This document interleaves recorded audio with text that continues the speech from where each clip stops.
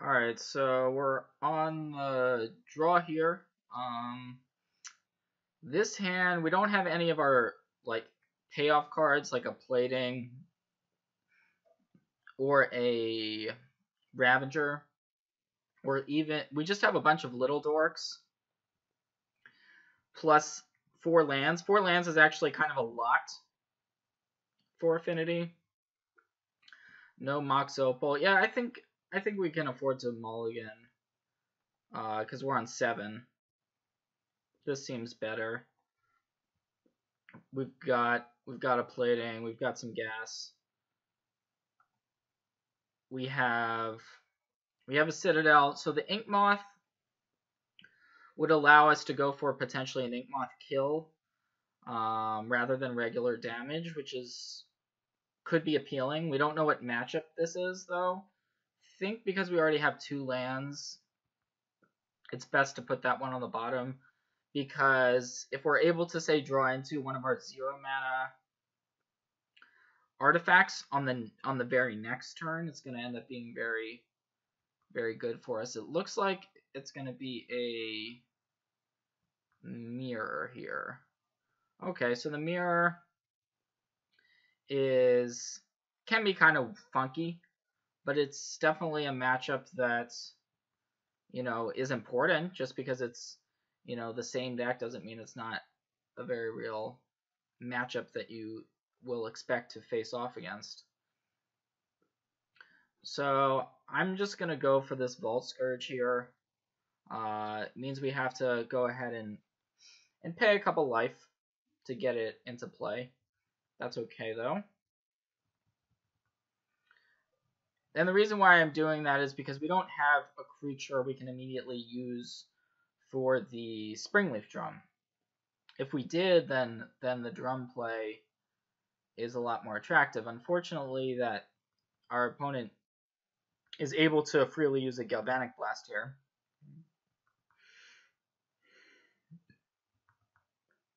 So being on the draw has hurt us, and we're in a pretty vulnerable situation.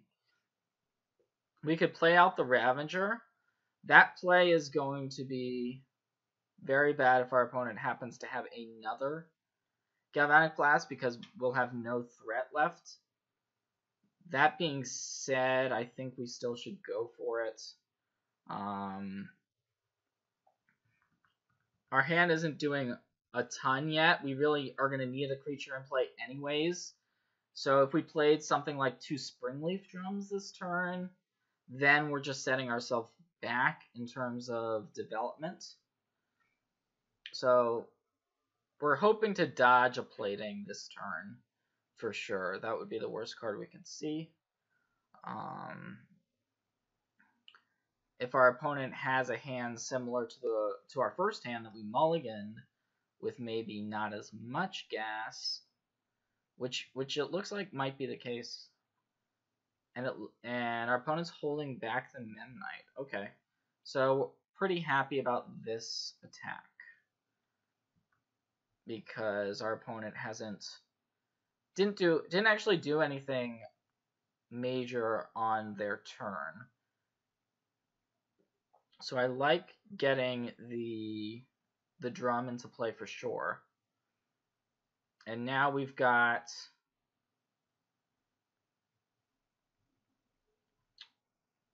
we're on 3 artifacts, so we could Thoughtcast.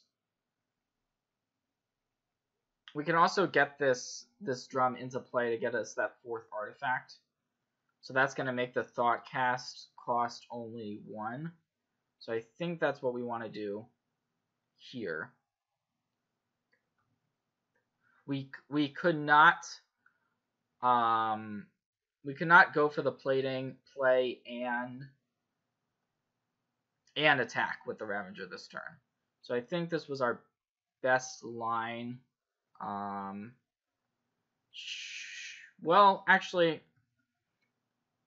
so the question is, do we want to play out the plating or not? I think we do.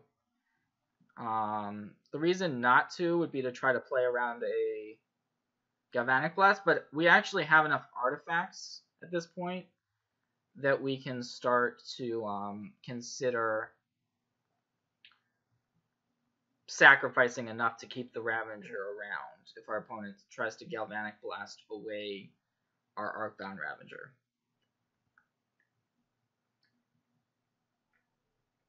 So we're hoping our opponent simply activates their lands and attacks. That would be the optimal sequence for us for the turn. And so once we're able to equip both of the platings, that's a lot of damage now we're talking about. Even though our opponent does have the life total advantage currently, that certainly could change. It looks like this is going to be a conservative sequence from our opponent.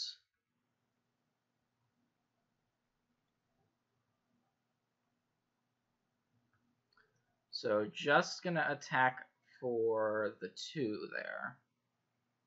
So we drew a Welding Jar. I'm going to get that into play.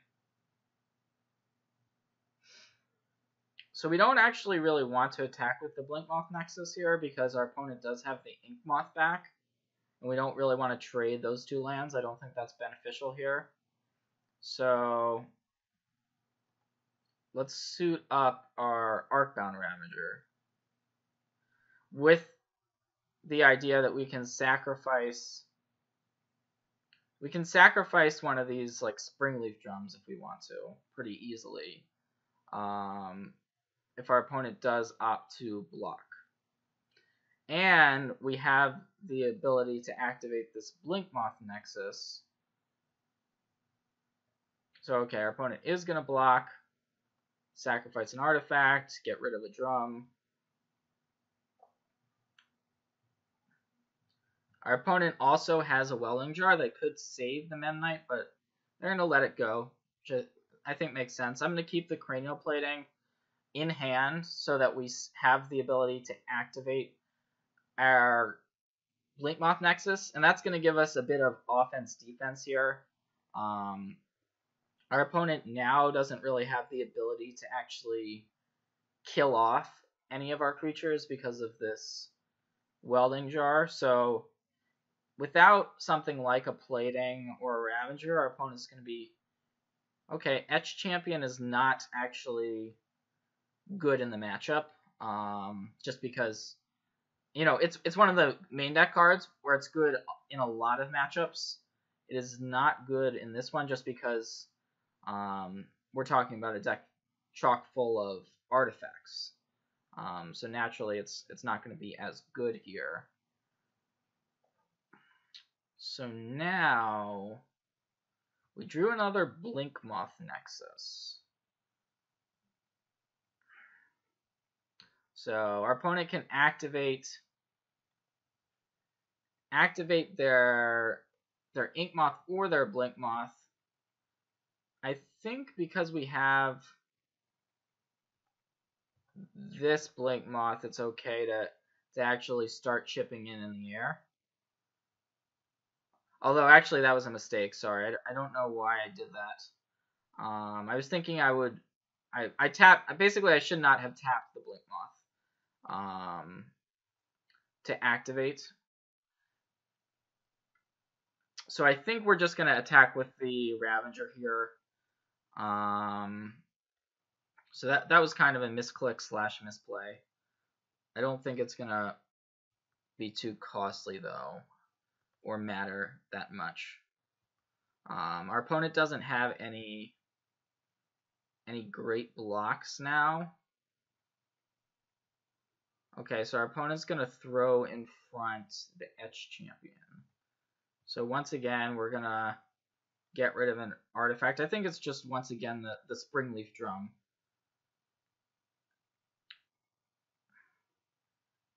And, okay, so it looks like that's going to work out.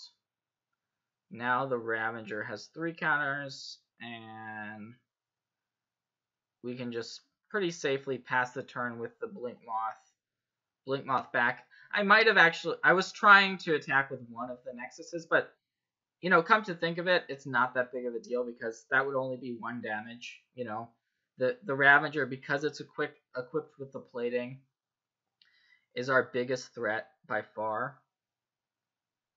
Okay, that's an interesting attack.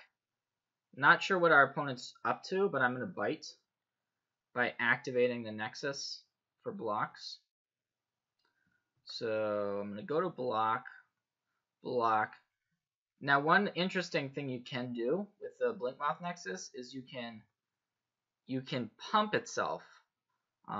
So we're able to block here and now make the Nexus into a 2/2, which is going to force our opponent to sacrifice their Welding Jar. So that did not work out well for our opponent at all.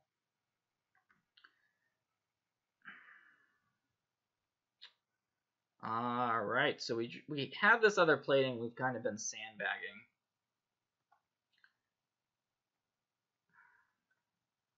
I'm gonna play it.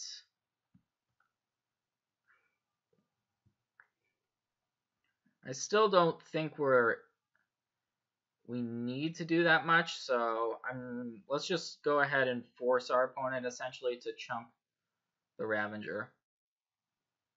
Make the Ravager huge.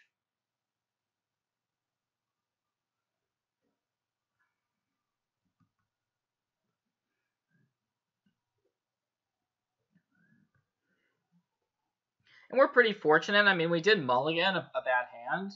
We're fortunate to, you know, our opponent drew their Etch Champion in this matchup. Clearly one of the worst cards. And has not found a cranial plating, one of the key cards in the deck, frankly. So one thing we could be thinking about is Ravager shenanigans with instant speed equips there, because with double black you can move around the cranial plating at instant speed. But our opponent just gave up.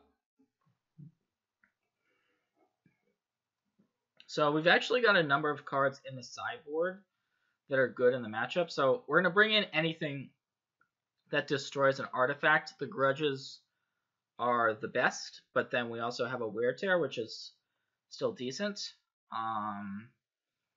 The Aether Grids, because there's so many 1 toughness creatures, those are particularly strong. Master of Ethereum as a big dude, we may want that. And then the rejections, yeah, I mean, counters most of the threats we might see. So we know we're going to board out Etched Champion. We saw kind of how bad it is in the matchup that last game. After that, it becomes a little bit trickier in terms of what we may want to take out. So if we assume our opponent's bringing in artifact removal, then that means we may want Welding Jar. We can shave on some things. So the Signal Pests are generally not as good because our opponent is going to have a bunch of flyers. So I'm okay cutting at least the majority of those. They get blocked by things like Bolt Scourge. So I'm just going to cut the Signal Pests and then cut one of the Springleaf Drums, I think. I mean, the nice thing about Drum is that it gets us our red mana, where we only have 4 Spire of Industries. So that is, you know, it's a consideration for sure. But we do need one more cut here. Have to be careful in terms of cutting cards. I'm going to cut a Steel Overseer. It's a 1 toughness creature. I mean, it's one of the more powerful cards in the deck. I'm not sure a lot of people would make that cut. But I didn't really want to get rid of one of our Ornithopters. Wanted to keep, you know, or Memnite, to keep the explosion draws. But we'll see how this works out for this game. And I am going to keep this hand. We're missing the plating like we had the last game, but we have a decent start and then we have essentially a guaranteed Wear Tear. We'd love this to be an Ancient Grudge, of course, but we'll just have to settle for what we have. The Thoughtcast. Well, okay, so our opponent actually boarded in Thoughtseize. That's an interesting choice. And so that's going to be able to take away most likely either the Wear Tear or the Thoughtcast. Kind of. Well, we'll see. It depends if our opponent has something like a plating. Yeah, so that makes sense to just grab the Wear Tear, depending on what our opponent's got in hand. And they also know exactly what we're working with, which is a disadvantage. But we're still just gonna make the obvious play.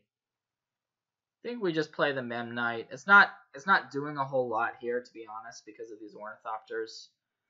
But it's an artifact. So on our next turn, because we have 3 artifacts right now, Thoughtcast is an option. Because we can cast it for 2 mana. And it looks like our opponent had an absolutely miserable turn. Exactly what we wanted to have happen. Just playing an Ornithopter and passing. And Springleaf Drum is a pretty good draw. So we can add the drum to the board. And go for the Thoughtcast. I'm going to tap the Memnite. Go for Thoughtcast. Okay, so it did resolve, and now we have the ability to follow up with the Steel Overseer. I'm going to chip in with the Vault Scourge basically just to gain 1. We know our opponent's going to block, but it's also pretty much a free attack. So we might as well just gain that 1 life. And the reason why we can play the Vault Scourge this turn is we haven't played a land, and we drew Mox Opal off the Thoughtcast. So pretty easy play. If our opponent had a Galvanic Blast, it's likely they would have already used it. So so they don't have a Galvanic Blast. So if we're able to untap the Steel Overseer, okay. So yep, that's actually just gonna be the match.